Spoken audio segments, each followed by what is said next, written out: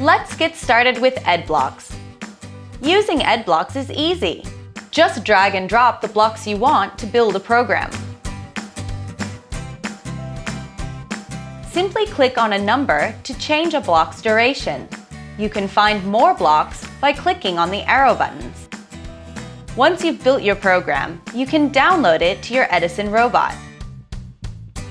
Connect your Edison to your computer using the EdCom cable. Press the round Record button on Edison one time. Then click the Program button in EdBlocks. Make sure your volume is turned all the way up. Then click Program Edison. Edison will follow your program one block at a time. EdBlocks makes it easy to experiment with programming. With over 150 blocks, there's so much you can do. What will you create with Edison and EdBlocks?